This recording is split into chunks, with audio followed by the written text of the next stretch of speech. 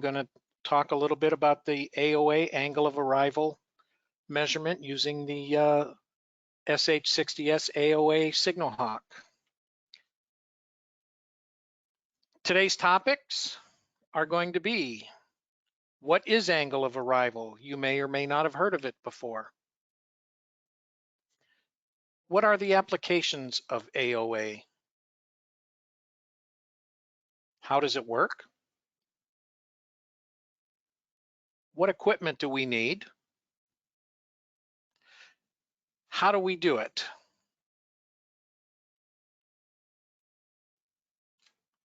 Well, have you ever heard stories on the news of people having issues with garage door openers not operating, maybe at certain times of the day? Maybe their key fobs were not operating and they couldn't get into their cars. Maybe you have even heard of the local police department complaining about their two-way radios being taken down occasionally. These are just a few examples of true stories where an RF interferer caused problems. And in both of these cases, they happened to be in the area where I live. The key fobs and the garage door opener issue was in a neighborhood. It affected probably 20, 30 houses, where it took a couple weeks before they tracked down what the problem was. And there was a hobbyist building a signal generator in his basement, and he was spewing all sorts of RF, and it was interfering. The other case of the police department radios was also not too far from where I live.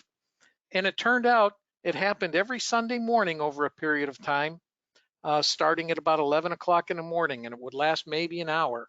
And they finally traced it down. There was a local church, and they had a little wireless microphone system. And every time the preacher would key up the mic, it interfered with the police radio. There was they weren't trying to harm anything. It was just things that happened. So using an SH60S AOA can help you find, locate, eliminate problems just like these. Now I have a question for you. I gave you a couple of examples of where an RF interferer caused some nuisance problems. Garage doors not functioning, and then also some potentially dangerous situations such as the police communications were impacted. So what examples of these situations have you witnessed or heard about? If you'd like, submit your answers to the questions panel on the screen that you're watching. And actually, if you have any questions at all, please submit them. And as Donna mentioned, if we don't get to them today, we will make every effort to answer them in the next several days. So what is angle of arrival? It is the direction from which the RF signal is received. It is used to discover the location of an interfering signal, such as unlicensed radio transmissions or other types of generators that produce RF signals disrupting lawful transmissions. Angle of arrival uses a technique called triangulation, where a signal strength sample is recorded in different locations and the position is marked on a map, forming a triangle.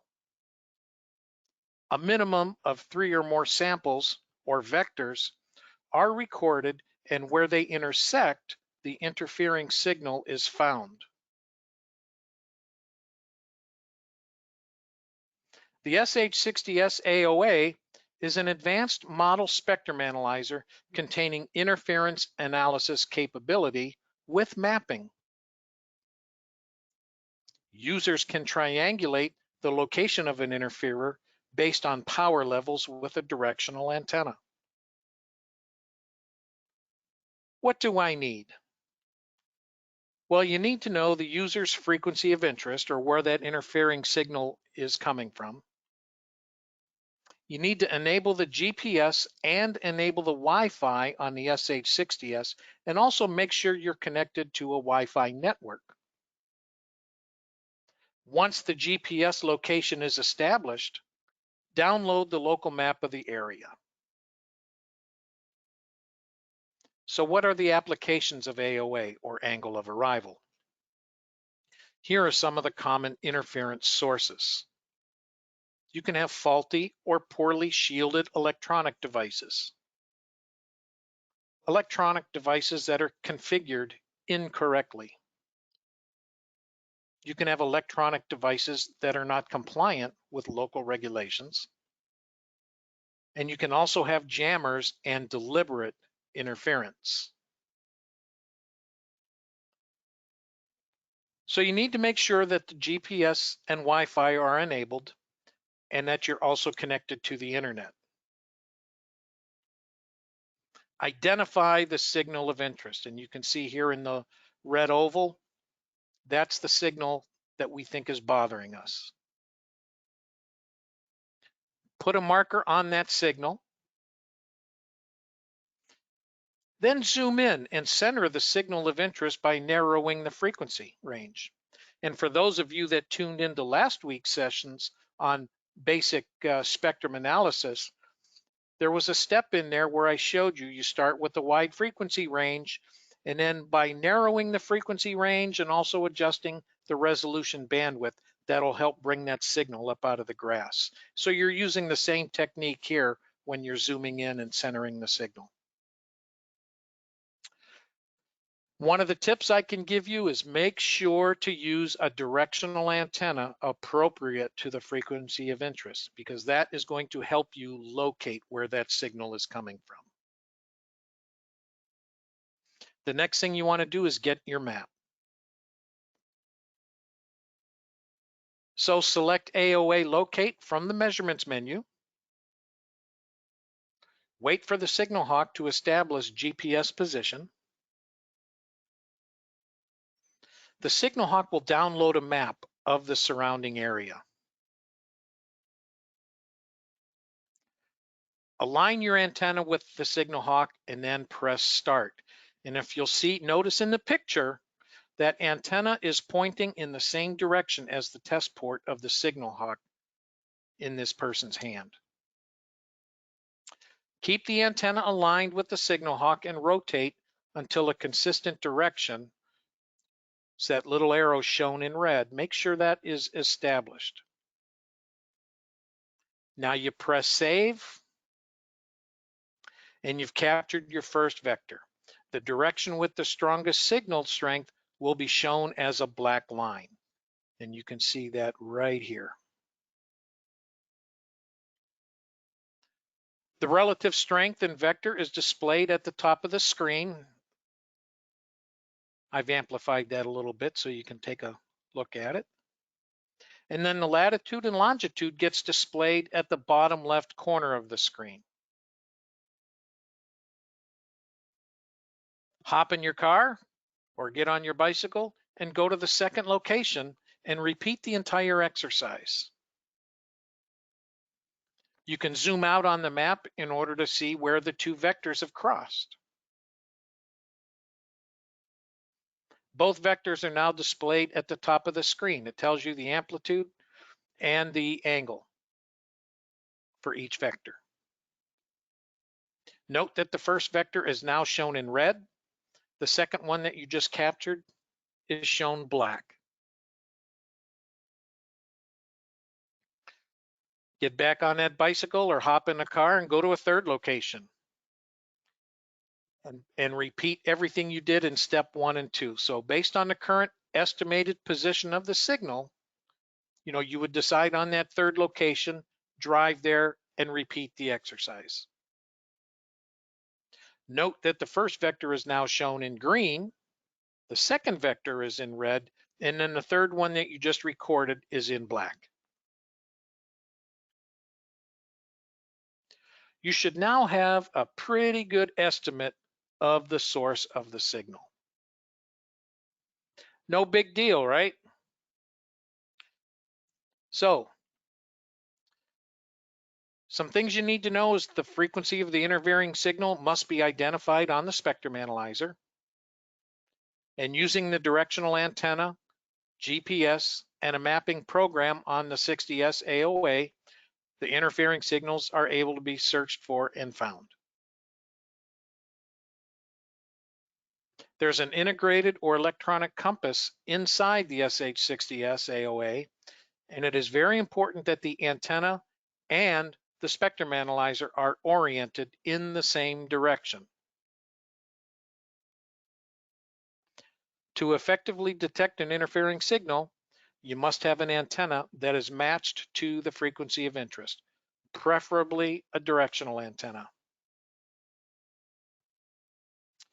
So we're to the part where how we do it. I went through all the steps real quick that you need to do, and there's not many of them. It just takes a little bit of time to do it and a little bit of practice. So now I'm going to walk through an example utilizing the SignalHawk with AOA on a real life situation. I'm leveraging the mapping technology from OpenStreetMap, and that allows the users to triangulate the source. The easy to use interface to pinpoint potential in-band interferers for signals between 9 kilohertz and 6 gigahertz. This unit is portable, battery powered, and rugged for remote locations. So here's our real life example, and we did this at our own corporate headquarters in Solon, Ohio. It's easy. But here are some tips. Before using the AOA feature, be sure to download your map. You're going to need a minimum of 3 vectors, and for more precise location of the area, you can get more. Note that in a densely populated area, they will be more difficult to pinpoint due to building interferences. And the result of the triangulation is to help narrow down the target area. So verify that an interferer is present. And you can see the signal in the top half of the screen, the signal, and it doesn't look all that, it looks like something's in there. And then we also have the waterfall display turned on in the bottom, so you can see the hot spots there. So center up on that interfering signal. Zoom in on the interferer, and we do that by adjusting the frequency range and span. And it looks like we are at about 465 megahertz, right dead on the center. The next thing we need to do is get set up for the AOA. So we tap on that gears icon in the top right corner of the screen. Tap the GPS to turn it on, and verify the longitude and latitude coordinates are locked. You do need an outdoor line of sight for the GPS because there's going to be limited use indoors. So be close to a window, be outside to get that GPS lock. And it may take 30 seconds to 2 minutes to get that lock, so be patient.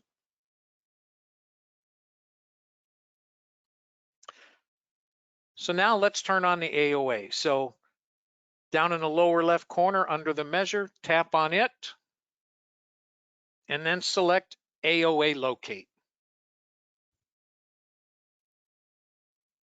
Press OK.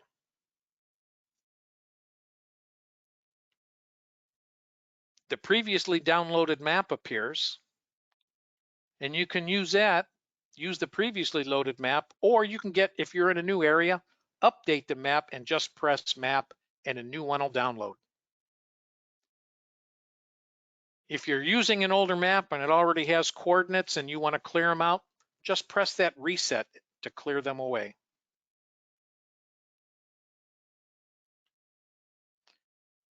And remember, you need the Wi-Fi to dynamically load the map or have the map locations preloaded before you start. Ensure the map of your required coverage area is displayed before venturing out.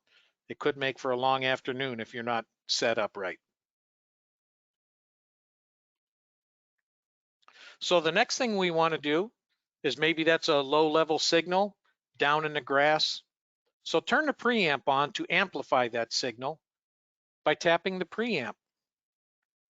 And you have two levels to select from, preamp 1, preamp 2. Press OK.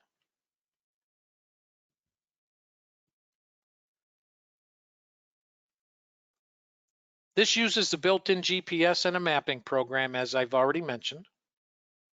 You can zoom in or out of the map by dragging and pinching with your finger and thumb.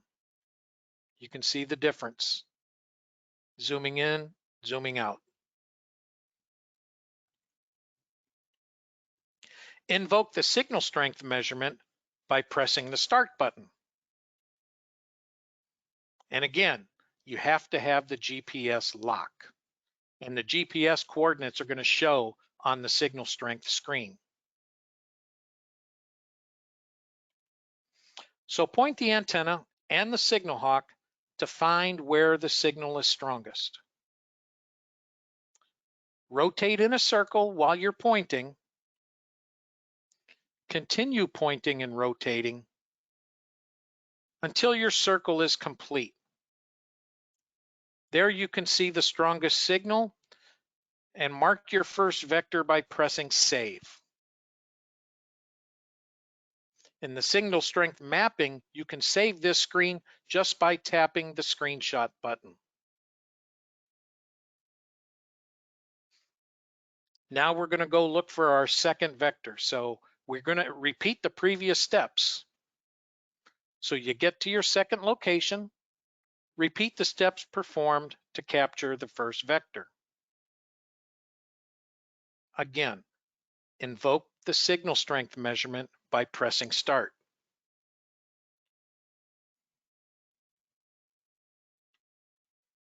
Point the antenna and the SignalHawk to find where the signal is strongest. Continue rotating in a circle while pointing and rotating until the circle is complete. Mark your second vector by pressing save. And if you want to save a screenshot of the signal strength screen, just press the screenshot button. It'll automatically save. This is purely optional. And now we have our second vector saved on the map. So here we have vectors 1 and 2. Vector 1 is marked at -35 dBm at an angle of 125 degrees. Vector 2 is marked at -58 dBm at an angle of 94 degrees. Now we need to go and get that third vector. So you go to your third location, repeat the steps performed to capture the second vector. Again, invoke the signal strength measurement by pressing start. Point the antenna and the SignalHawk to find where the signal is strongest. While rotating in a circle, pointing and rotating until that circle is complete. You're probably starting to see a pattern here. Mark the third vector by pressing save. And again, save that screenshot by pressing this button. And again, it's optional. So here we take a look. We've got our three vectors. The triangulation is complete. Vector 3 has been saved, marked at -41 dBm at an angle of 194 degrees. And you can see the triangulation is complete. So we're in this vicinity. We can zoom in a little bit by pinching the screen. Everything is all crossed. One little tip I'll give you, you can have more than 3 vectors. The more vectors you have, the more narrowing down of the interfering signal location. So you can zoom in or out by pinching the screen. And here, by zooming out a little bit, That interferer is within the red circle. So now we've narrowed down to where that interferer is coming from. But wait, there's more. Invoke the audio feedback to pinpoint the source by tapping the audio button. Walk around, point the antenna, and you're going to have an RF feedback. The audio tone is loudest in the direction of the interferer. And voila, the interferer gets found. There's somebody had a little radio that probably not illegal, but that's where the source was coming from. Well, I got to tell you, today's session was a little short, but there's not a whole lot to AOA. It's basically walking around, going to different locations, and mapping out your vectors. I do get a lot of frequently asked questions, so I'll share some of them with you now. How does the SignalHawk know what direction you are pointing the antenna to in order to locate the direction on the map? Well, and also if you have a directional antenna in one hand and the SignalHawk in the other, does the GPS in the SignalHawk give you the direction it's pointed, or does the directional antenna give you the direction? Third question, does the software assume both are pointed in the same direction and therefore you should point both in the same direction? Well, the answer is the same for all three questions. There's an internal electronic compass inside the SignalHawk that is used. So that is why it is very important that the test port is aligned in the same direction as the antenna.